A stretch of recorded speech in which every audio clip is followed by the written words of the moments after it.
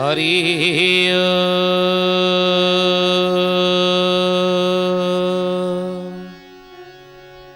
ओम भूर्भुवः स्वः तत्सवितुर्वरेण्यं भर्गो देवस्य धीमहि धियो यो नः प्रचोदयात्।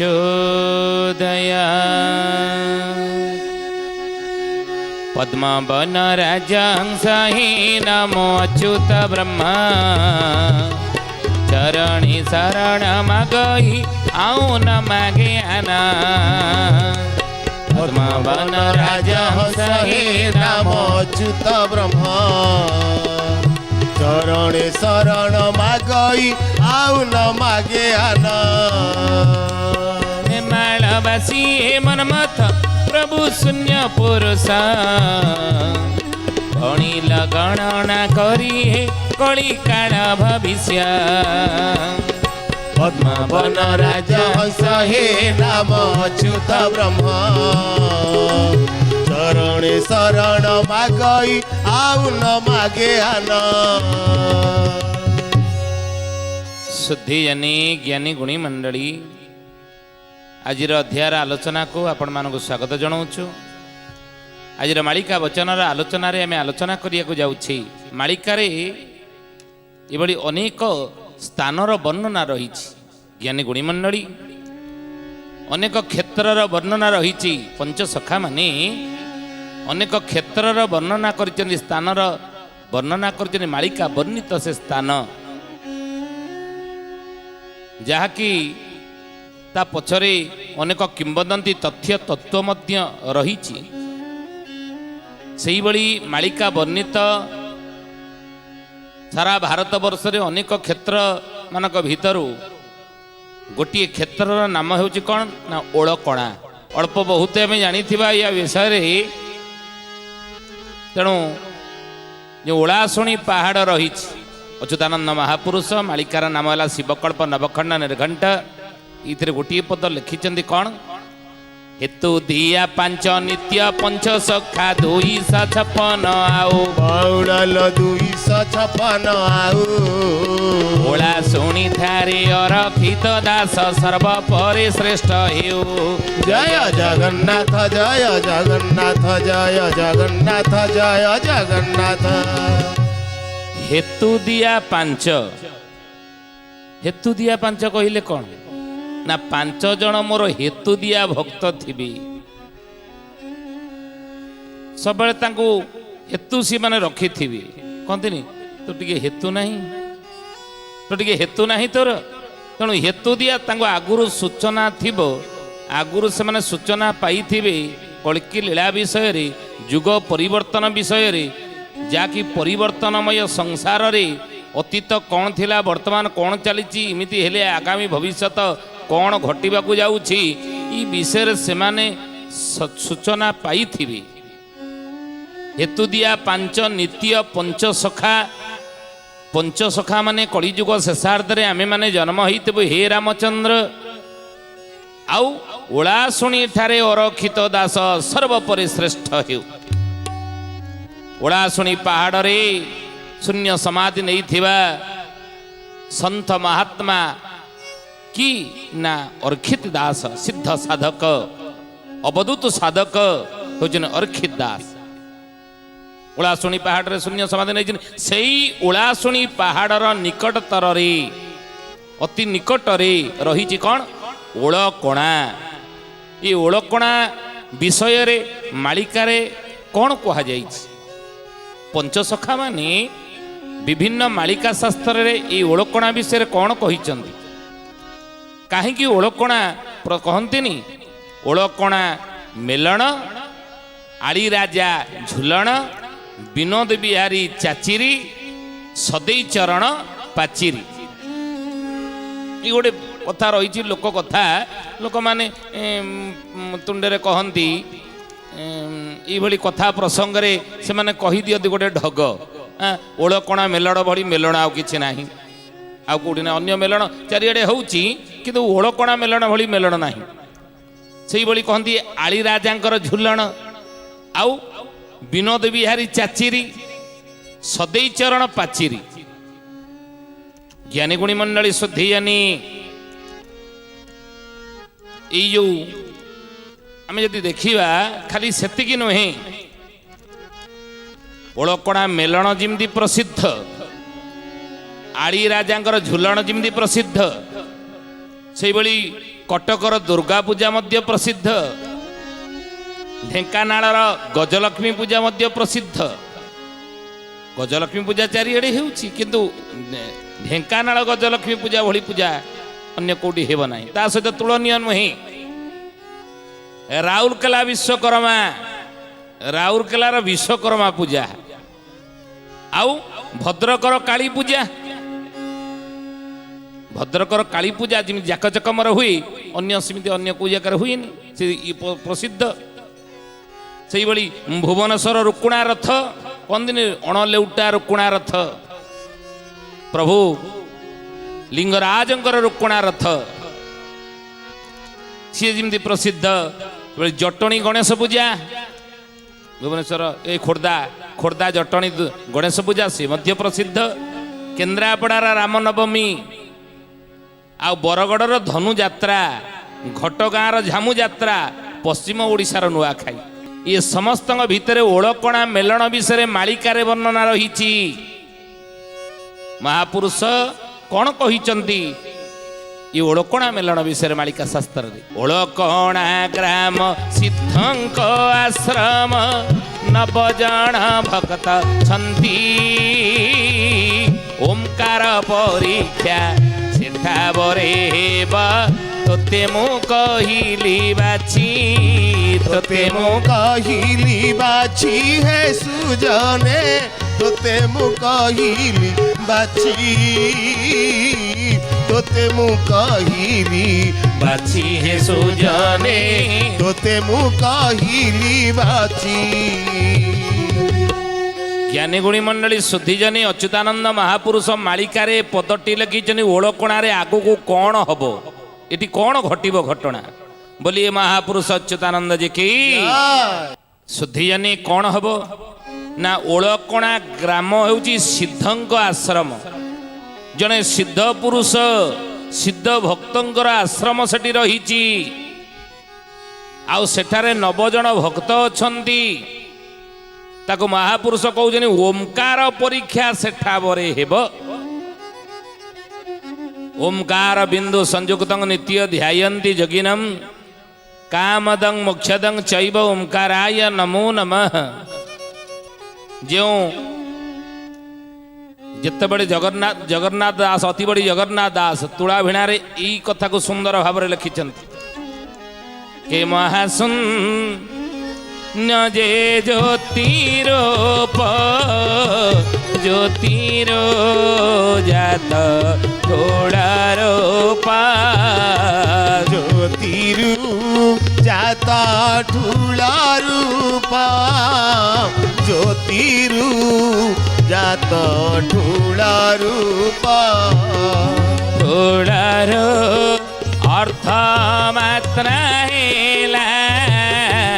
ମାତ୍ରାର ଓମକାର ଜନ୍ମିଲା, ସେ ମାତ୍ରାରୁ ଓଙ୍କାର ଜନ୍ମିଲା, ମାତ୍ରାରୁ ଓଙ୍କାର ଜନ୍ମିଲା। शून्य शून्य महाशून्य शून्य मध्य निरंजन निरंजन मध्य ज्योति सज्योति भगवानाय परम ब्रह्मंकर प्राकट्य सर्वप्रथमे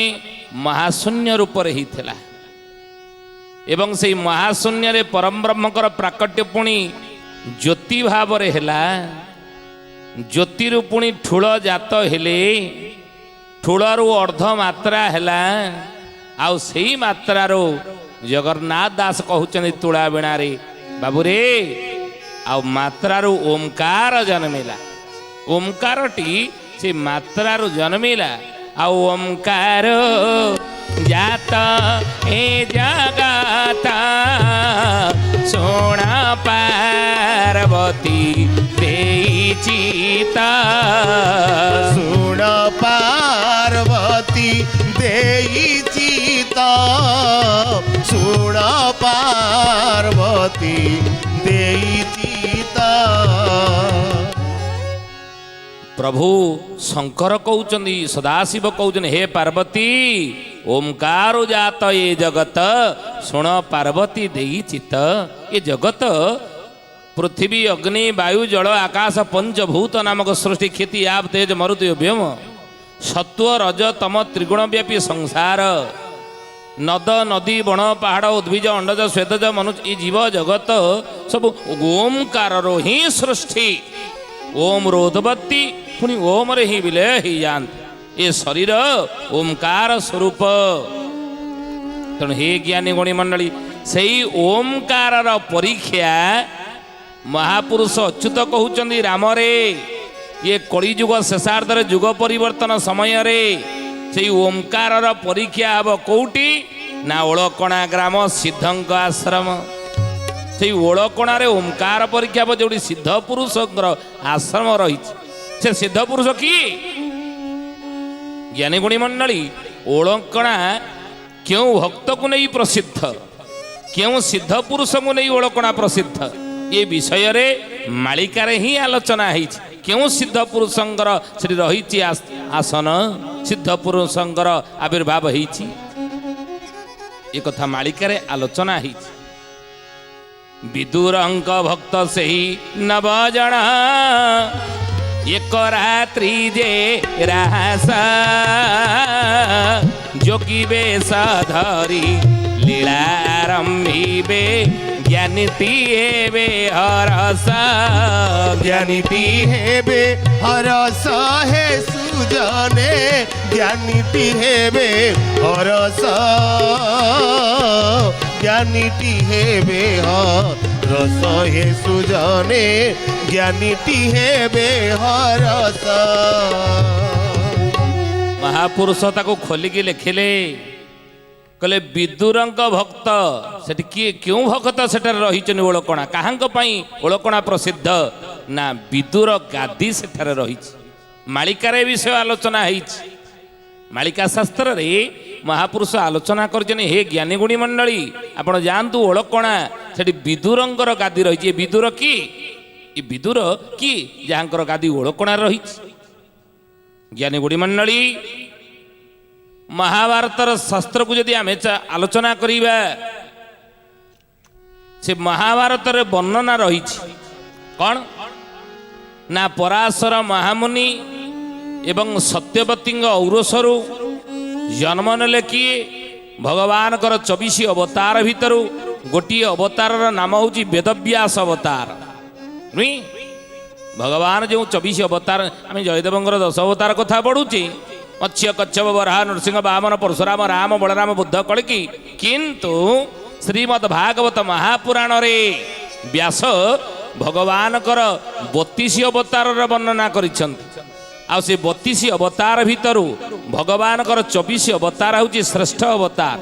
ଆଉ ସେ 24 ଅବତାର ଭିତରୁ ଗୋଟିଏ ଅବତାରର ନାମ ହେଉଛି ବ୍ୟାସାୟ ବିଷ୍ଣୁ ରୂପାୟ ବ୍ୟାସ ରୂପାୟ ବିଷ୍ଣବେ ନମୋ ବୈ ବ୍ରହ୍ମ ନିଧୟ ବାସିଷ୍ଠାୟ ନମୋ ନମଃ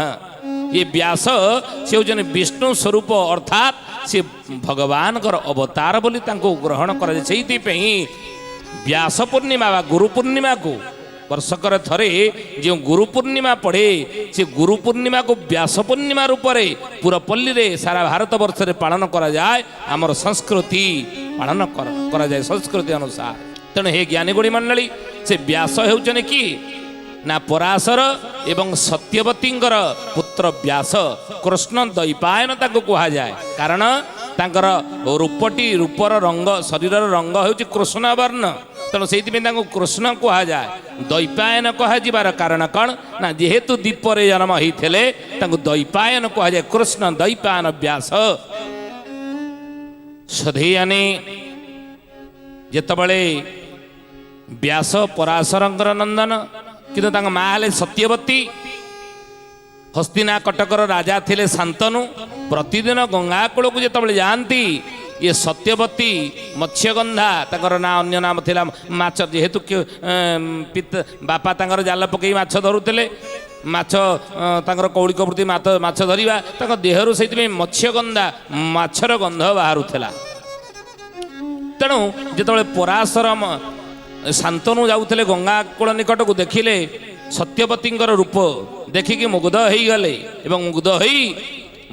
घरे आसिकी मन दुखरे बसुले चिंतार बसुले। किंतु यही समय हे ज्ञानी गुणी मंडली शांतनुंकर पुत्र अष्ट बसु भितर जी होचने कि अष्ट बसु भितर होचनी पितामह भीष्म ये होचन अष्ट बसु भितर जणे। पूर्व अध्याय आम आलोचना करछे अष्ट बसु मान भितर भीष्म होचन अन्यतम। तेणु भीष्म कले कौन बोली महापुरुष अच्युतानंद जी की शुद्धि जानी ये भीष्म पचारे हे पिताश्री तुम्हें ये मन दुखरे कहीं बच चिता एवं चिंता मनीष मरीगला जो थे पोड़ा हुए ताकू चिता कहती किंतु सारा जीवन मनीष जो थे जले ताकू चिंता ही कहती। तेणु ये चिंतार कहीं तुम्हें बसीच कारण कौन ना हे बापा रे तू पुओ मुझे तोर बाप कलिजुग को लक्ष्य कर महापुरुष अच्युत कहते से देखो पुओ किमिति थिले बापार दुखर कारण कौन बापा कहीं मन दुख करिसेंती बापांकर चिंतार कारण कौन ये कथा पुओ बुझुला आलोचना करुले श्रवण कुमार कथा गत अध्याय गुड़िक जे किपरि पितामाता सेवा करुला रघुकुल की रीति सदा चली आई जान जाय पर वचन न जाय पितृ सत्य पालन करके से भली पुत्र प्रभु राघवेंद्र सरकार कि 14 वर्ष वनवास चलीगले से पुओ मैंने किभली थे किंतु वर्तमान कलिजुग समय शेषार्धरे अच्युतानंद महापुरुष मालिकार नाम है शिवकल्प नवखंड निर्घंट कलिजुगर वर्तमान समय पुओ मानक लक्ष्य करी कौन कहले पिता माता को जे पुत्र न मानी बे भिन्ना भिन्न करी घर बौड़ालो भिन्ना भिन्न करी घर लखे कर जिले बखे नंटी बनिष्ठा भजन मोर जय जगन्नाथ जय जगन्नाथ जय जगन्नाथ जय जगन्नाथ। पिता माता को जे पुत्र न मानिबे भिन्ना भिन्न कर बापार कष्ट बापार दुख बापार चिंता कौन पुओ कलिजुगरे लाघव करिवो ओल्टी बापार चिंता बढ़ईदेव बोली 600 वर्ष तले तले कागज कलम नथिला तालपत्र लेखनी रे अच्युतानंद महापुरुष लिखिदेले कहले बाबू रे कलिजुगर पुओ माने सेमिति हेबेनी त्रेतया जुगर सत्य जुगर द्वापर जुगर पुओ जिभली थिले कलिजुगर पुओ मानक भितर टिके व्यतिक्रम देखादेव कौन ना सेतबेले पिता आज्ञावह थिले पुत्र पितांकर आज्ञा को अनुसरण आज्ञा को मानिकी चलुले पदांग अनुकरण करुले अनुसरण करुले किंतु वर्तमान ताहा हेब नाही। वर्तमान चिंता कौन दूर करी दुख कौन दूर करी समस्यार समाधान बापर पुओ कौन कर बापर समस्या वर्तमान कलिजुगर पुओ माने बढ़ेबे लेखिक रख ए कथा। तेणु हे ज्ञानी गुणी मंडली सेतेबेले पुओ थिले पितामह भीष्म पचारे हे बापा कहीं चिंतार कारण कौन ना चिंतार कारण हूँ प्रतिदिन गंगा कूल को जाए तुम माँ मत छाड़ी चलीगला भीष्मकर माँ थे कि ना गंगा गंगा को विवाह करते शांतनु गंगा कहते हे राजन हस्तिनापुर मु राणी हेबी तुमर पत्नी हेबी किंतु गंगा जे पर्यंत मत कहीकि संबोधन करुथिब मु पतित पावनी स्वयं गंगा स्वयं भगीरथ मते अवतरित कर ये धराधाम को निजर वंश पूर्वज को उद्धार करने तपस्या घोर तपस्या करी शिवंकर जटा दे कलकल नादरे मु बही आसी भगीरथ तपस्या बल ये पतित पावनी माँ गंगा कहले मते गंगा जे पर्यंत कहीकि संबोधन करुथिब से पर्यंत मु तुम पाखे रही जो दिन गांगी बोली कहब निजर अधिकार सब्यस्त कर से दिन मु तुमको छाड़ी चली जीवी। किंतु जितेबाला शांतनु गंगा औरसरू प्रथम संतान जन्म हेले माँ गंगा कौन कले नहीं नदी में भसईदे गंगा नदी जल द्वितीय शांतनु सबू देखिले किंतु किसी कहले कहीं गांगी जदि कहबी प्रतिवाद जदि करी यार कौन कार्य मत कथा मुझे आसी मोटू कथा नहीं मत छाड़ी पड़ेब तेणु प्रथम संतान भसईदे किसी कहले ना शांतनु द्वितीय संतान जन्म है कहीं माँ गंगा भसईदे गंगा जल शांतनु किसी प्रतिवाद कले ना गोटी गोटी करी 7 बसु 8 बसु परा 7 बसु को जो भसईदे गंगा जल अष्टम संतान होती देवव्रत भीष्म या जितेबाला धरिकी भसिया जाती शांतनु कहले हे देवी हे गांगी मोर 7टी छुआ को तुम्हें भसईदेल किंतु मो हस्तिना कटक मो अंते मोर उत्तराधिकारी सूत्र रे गोटे को तुम्हें रखिल ना आ मो परे राजा किए हेब मो परे हस्तिना सिंहासन किए आरोहण करिवो एइटु कोन वंश बुड़ीजीव एई समय गांगी जेतबेले कहिदेले गंगा कहले छुआ को रख मु चलिली शांतनु कहले धन रे तू हेउचु सेई अष्टम संतान देवव्रत अष्ट वसु मानक भीतर शेष तू पुत्र तेणु मोर दुखर कारण होती तो माँ मते छाड़ी चली जाइए देखिकी मोर इच्छा होची विवाह करने मु करी कौन पितामह भीष्म जितेबाला जाकि पहुँचले सत्यवती पिता निकटरे से कहले देख तुम्हें हूँ तांकर संतान मो झील को मु विवाह देवी हस्तिनापुर रे तुम बापा सहित बाहाघर करी किंतु मोर झीर जो संतान जन्म हम सी तो हस्तिना राजा हम ना तुम बापा पर तुम्हें तांकर प्रथम संतान चकाले तुम्हें राजा हो पितामह भीष्म कहले से झील देव ना हस्तिना कटक को मो बापा सहित बाहाघर करनी यही हूँ कारण ना हाँ कहले सत्य सत्य सत्य मु त्रिबार सत्य करुची प्रतिज्ञा करुची आज ठारू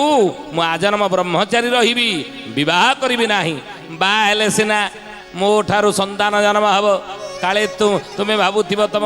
मन भितर आशंका आसुव हस्तिना कटकर से राजा हब कि तुम विवाह करी ना आजन्म ब्रह्मचारी रही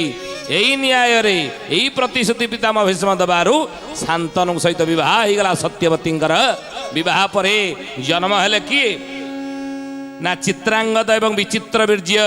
दुई राजकुमार जन्म हेले तांकर विवाह उपलक्षे काशी नगरी को जेतबळे गले अंबा अंबिका अंबालिंकार स्वयंवर हेउथाय काशी नगरी रे सेतबळे पितामह भीष्म सहित चित्रांगद विचित्र वीर्य गले किंतु ये तीन राजकुमारी आंक गळारे देले नाही वर्णमाला देले नाही जेतबळे पितामह भीष्म कौन कले अच्युतानंद महापुरुष आलोचना करुछंती से विदुर गादी कहीं रहिला ओळकणारे विदुर गादी रहिबार कारण कौन एवं सेठे ओंकार परीक्षा केमिति हेबो हे ज्ञानी गुणी मंडली आसंता अध्याय ये विषय में आलोचना करिबा आज तो समय होती बाणी की विराम देवा प्रभुंकर नाम नहीं कि ता पूर्वर जड़े भक्तर ना कहवा किए से भक्त कौन तार ना कौड़ी तार जन्म कहले कमर पदारे हई जलागिब आबर किसनगर आबर किसनगर हे सुजने आबर किसनगर दुर्लभ बोलीण भकत रही जम पड़ा बट मोड़ा सोड़ा सुजने गुणी बेल काल आसी लाड़ी हे सोड़ा सुजने गुणी कमर पदा कटकरू आम जदि जगतसिंहपुर जावा बाटर पड़ब कमर पदा ये कमर पदारे होइजा लगे आबर किशनगर किशननगर अच्छी दुर्लभ बोली जड़े भक्त थी जशपड़ा बटमूल से अंचल शुद्धियानी ज्ञानी गुणीमंडली ये भक्तर ना आप लेखि रखु पर ठाब करी समय होती आज बाणी की विराम देवा प्रभु नाम नहीं हरि हरि घोषा पाप ताप नाश शरण सरोज पादे शरण सरोज पादे ये तो बड़ी भाव आओ न मिलीब न मिलंती हरि वेदे न मिलंती हरि वेदे हरि बोल हरि बोल हरि हरि बोल हरि बोल हरि बोल हरि हरि बोल केशव माधव गोविंद बोल केशव माधव गोविंद बोल हरि बोल हरि बोल हरि हरि बोल हरि बोल हरि बोल हरि हरि बोल शुद्धिजानी आज विदाय दियंतु पुणी आसंता अध्याय भेट हवा रहुचु हरि ओम शांति ही शांति ही शांति ही सर्वारिष्ट सुशांति भवतु। प्रार्थना आम आनंदर उत्स।